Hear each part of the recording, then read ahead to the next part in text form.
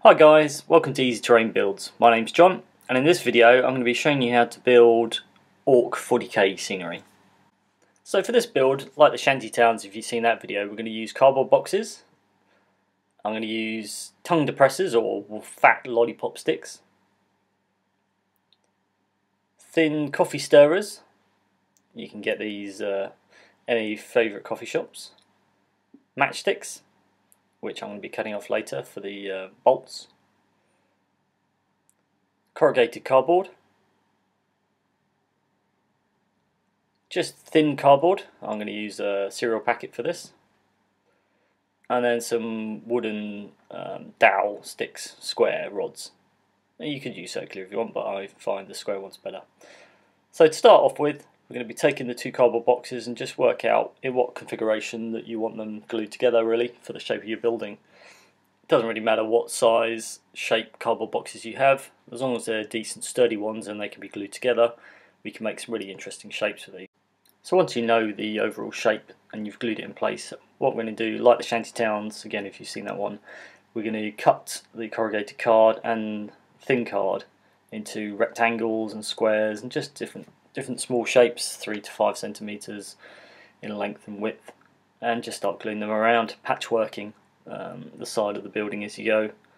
Just take a little bit of care when you get to the edges that you pre-line these up, make sure that there's no too much of an overlap and they meet nice and snugly on that corner.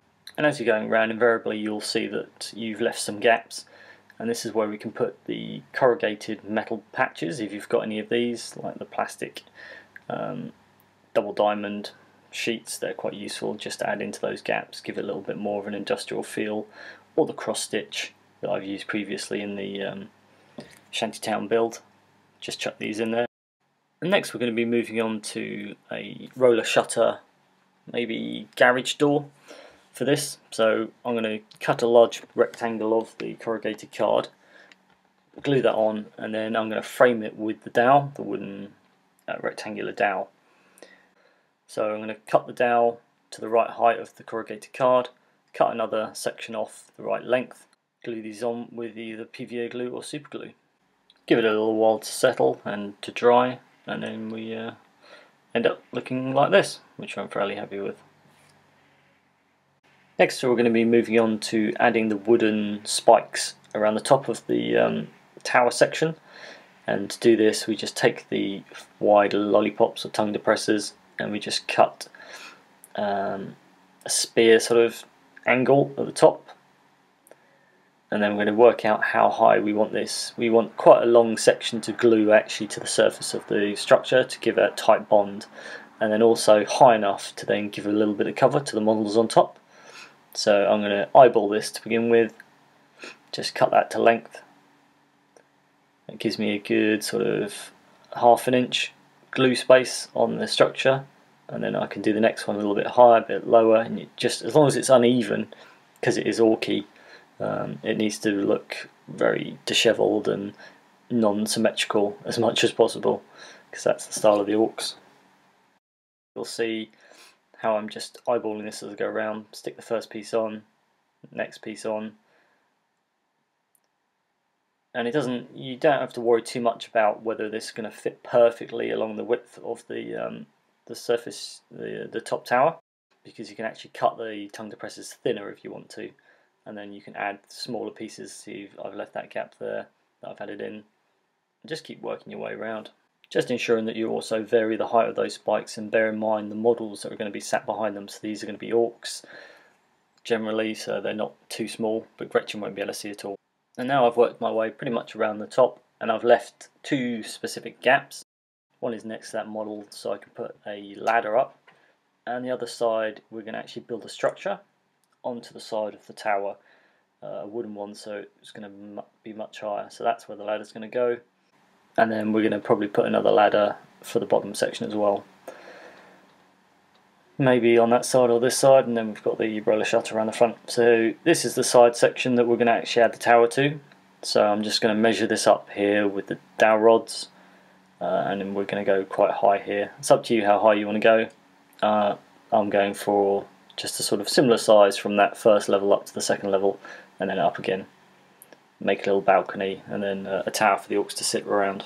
So once I've got a rough estimate of how long I want that rod to be, I'm just going to chop it to the right length and then create a second piece and then chop that one as well. Then we're going to put it into place and just do another final eyeball just to make sure I'm happy with where that's going to go, that they are the right length, and then they're going to attach it to that cardboard box to create that tower. And there we go, they're in place, and you can kind of see the effect I'm going for. And with these two rods in place, I can then add another two further out and then start creating the supports, which I'm going to do by adding another cross-sectional beam to attach them together so they're nice and sturdy. And here we go. I've used the coffee stirrers to do those beams, just so they're a bit thinner, a bit lighter. And then I'm going to use the thicker dowel at the top because I'm going to put a more heavy-duty platform at that top section, so just going to increase the structural rigidity even more. And it's quite easy just to glue these in place, just a little bit of super glue, and as you can see I will put more of the wooden spikes at the top. So now the process is just measuring out the length of those supports you need and then just gluing them into place as you go, trying to keep them relatively level, horizontal as you're going around, because when we put the walkway beams on them, it helps if they line up. And the way I make those walkway beams is just taking the wide lollipop sticks, cutting them to length, and then actually using a knife to cut down through the middle, make them into two sections. That gives you a nice wide plank for the orcs to stand on, which is a bit thicker than the coffee stirrers. And it's looking good for our models to stand on. So next, at the top there, we want more of those spikes, as I said previously. To make that able to happen, we're going to put some railings in, which are again two coffee stirrers, one above each other as I'm gluing them on there, and then we can actually attach the wooden stakes to those. And again, that's exactly the same process as we did before, methodically going around, cutting them to the right length and just attaching them on so the guys can look over the top and get a bit of cover. And there we go, the top tower section is now done. So all I want to do is move on to the lower section of the tower, because I still want another section where the guys can walk on. So it's the same process of getting the lollipops, cutting them to the right length, but we're also going to make a bit of cover as well down there. We're not going to use the wooden spikes this time though, we're going to put a bit of corrugated protection around that section to just make it look a bit different. And as you can see, I've used two coffee stirrers again to create a bit of railings and then glued those boards to it for that lower section. Now I'm going to put a bit more cover above the lower barricade section of the tower. So I'm going to use a thin bit of card first to mount between the two uprights, and then add the corrugated card to that just to give it a little bit more structural rigidity again, and then just cut that corrugated card to the right length. And there we go, fairly happy with that on the tower section. And now I'm just going to move on to adding the access to the upper levels. So I've left a gap in the wooden spikes here for the ladders to go in. So I'm just going to cut 2 lengths of dowel to go in place, the upper and the lower, and then glue those in place. But we're not going to put the actual rungs of the ladder in yet, because it makes painting behind it a lot trickier. So I'll show you that at a later stage. And with the upper ladder in place, I'm just going to select a location for the lower ladder to go into. Just about here looks fine, and again it's just cutting the dowel to the right length, putting a bit of super glue on it, hold it in place for a couple of seconds, and we're good to go. Again, I'm not going to put the rungs on yet, because again it makes painting an absolute nose. So we've got those ladders in place, and then there's one more ladder we're going to put from that second level up to the top of the tower, which we can do a little bit later. But first of all, I'm going to put all the bolts onto the cardboard panels to make it look like they're metal and they've been riveted in. So to do this, like the shantytown buildings, if you've seen that one, just going to take a matchstick, saw off the very tip of it, and just do this again and again and again. You end up with loads of these tiny little sections that we can use as bolts, and they're nice and easy to attach, just using a little bit of PVA glue to dab into little dab into each corner, and then I'm going to use my tweezers just to pick up each bolt and just put them into place. And they take seconds to dry really, so they'll just stick pretty much straight away. Just do all 4 of those and work your way around the whole model. It's a little bit time consuming in this section, but it looks much better once it's all done. So here we are, all done. All the bolts in place. Took a little bit of time, but it was worth it. And now what we're going to move on to is the railing system I want to put in place. So there's a bit of extra cover, and it just looks a bit better when the models are hiding behind it. And we're just going to use that model just as a gauge of how high we want that railings, because you want the guns typically to be able to sit over the top of it, and they don't look like they're enclosed too far behind. And it's just going around, sticking the coffee stirrers to the uprights and creating little uprights with the rest of the dowel, and work your way around the rest of the model. And here we are, and you can see all the models, can see over all the barricades and the railings. Still need to add that ladder to go up to the top platform, which isn't a problem. And now we can move on to the painting stage. So use whatever black spray paint you have. I use Halfords at the moment. Give your model a good thorough undercoat, and the first colour we're going for is XV88 brown. You could use whatever brown you want if you use a different selection of paints, but I find XV88 a nice base brown to start with for the wood effect. And we're going to go around and do all the spiky palisade sections. We're going to do the ladders, the walkways, the railing system. I'm just going to dry brush these all. And the way I do that is just take a little bit of brown, take a dry brush, get most of the paint off it, and just go around the whole model, giving it a light brushing of that brown. Just take your time, you don't need to put too much of a thick layer to begin with. It's just a patient process of working your way around the model. Don't worry about being messy at this stage, because if you do get any paint on the other panels, we're going to be painting over those with reds and greens anyway, so just work your way around and enjoy the process. And here we're done with that first layer done. So I've done all the tower sections, the palisades, the railings, the ladders, and then we're going to move on to the next highlight, dry brush, which is Kislev Flesh, which is a slightly sort of in between brown to cream colour, and we're going to again do the exact same process, go around all those brown parts and just give it a light coating on top again. And as you can see, that has lightened up a little bit more. And then we're going to move on to the final highlight, which is Ushabti Bone, and we're just going to give it a very light dusting towards the edges and the top of the palisades especially, and work your way around again. Yep, and there we're happy with that. The ladders are done, the barricades are done, the palisades are done with the wooden spikes. So we're going to move on to some of the paneling now, and I'm going to use Mephiston Red.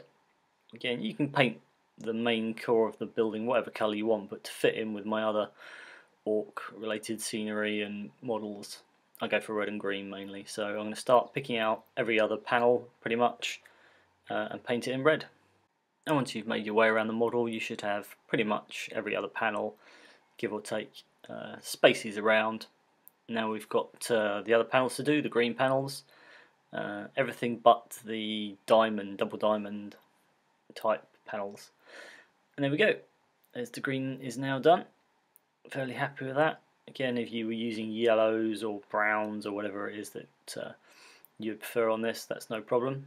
Now we're on to all the metal work, the decking, the metal panels, just anything else that you were deliberately leaving as metal. We're going to do a metal colour and a rusty colour at the same time, because I don't think any Ork buildings are going to be rust free, so a bit of gentle rust. Again, this is going to be a dry brush effect. Work your way around all those metal parts and we'll move on. So now we've got all the panels done, all the rusty panels, metalwork, floorboards done. We're going to move on to weathering of the red and the green panels.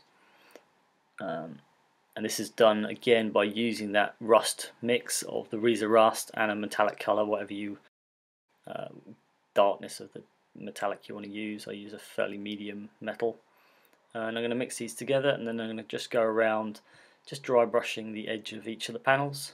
The metal looks really good on the red, just a light dry brush. You don't cover the whole panel, just catching those edges, catching the bolts, The corrugated bits especially look really good when they're rusted. And just work your way around the model. And there we go, all complete pretty much. All those panels done. As you've moved around, make sure you do get inside there as well, underneath the tower, all those reverse sections. You don't want to miss anything out as you've been going along. And we're pretty happy now. Next I'm going to be going on to adding some more Orky artwork to this, and we'll be doing the ladders. So to do this I'm going to take just a serial cardboard box and then cut it into sections using a nice sharp hobby knife and a ruler. I'm just going to be looking to cut panels probably about 3 by 3 centimeters, 4 by 4, just lots of different varieties of shapes, and then we're going to be doing a checkerboard design on these. So we should end up with some of these panels, and I'm just going to put them on the model and just make sure they're going to fit into some nice gaps over the top of the plating. Happy that's just going to sit on top, different lengths like this, and just going to be at quirky angles. Just look completely random, which is exactly what we want for orcs. So for the painting I'm going to spray paint all these panels white. You don't have to spray them, but it just means that you do get all the edges done as well if that cardboard is a bit of an off-white. And once that's done, I'm just going to take a black gel pen and a small ruler, or what I'm using here, an old card, and I'm just going to draw fine lines along these panels just to create our checkerboard grid section. This pen's quite good because it dries pretty quick and it's not going to smear when I take the ruler away. I'm just going to eyeball it. So this one I'm going to do 3 lines across it, and then horizontally, and then I'm going to do some vertical lines on it as well. And once that's done, where I get a bit of an overlap here, there's a bigger gap at the top and the bottom. I'm just going to slice these sections off with my scissors, just so that the squares do look a little bit more uniform. And I'm going to continue going on across all the panels and do this small, big grids, whatever you prefer. So once I've got this grid on the panel, the size I want, I'm just going to take a very small paintbrush and my black paint, and I'm just going to fill in those squares. So I'm using a Chaos Black here, traditional, and I'm just going to work my way around doing the odd squares, every other, and then make sure that you pay attention to do the edges as well of the panels. Don't forget those. So as you can see, I've done all the actual squares on the face of the panels, but if you look from this side, these aren't filled in. So I'm just going to go around and again carefully just edge those in with the black. Just take your time. So as you can see here, I've done quite a few panels now, and some are 5 by 10, 3 by 10, big squares, small squares. It looks good to have a lot of variety in there, so yep, just do however many you want. So we're going to now got all our panels, and we're going to come to glue them onto the actual building itself. Location of these, it's up to you where you put them on, the flat cardboard panels or the corrugated sections with a bit of super glue should fix nicely. And I'm going to probably put 2 to 3 panels per side, so no matter what angle you're looking at the building, you're always going to see the checkerboarding on it. So yeah, just a little bit of super glue, one dab in each corner of that, and that's just going to attach nicely to the building. Just take your time with this section. You don't have to be perfect with these, even a bit of an angle looks fine, looks a bit more orky if it's a bit haphazard. And I'm just going to carry on working through the building. Okay, and there's the panels are stuck on now, so yeah, just put 2 per side on this side, 3, could put more at the top if I wanted to, could come back later even and add more on the inside, on the outside, whatever you prefer really. So next up we're going to be moving on to the rungs of the ladders, moving up. So the rungs are a nice easy process using the coffee stirrers borrowed from your favourite outlets wherever you go, Cafe Nero, Costa, thank you very much. So I'm just going to take the end of the coffee stirrer, cut it off, approximate the length, and then again just cut that with a pair of scissors. They're quite thin, so that's easy to do.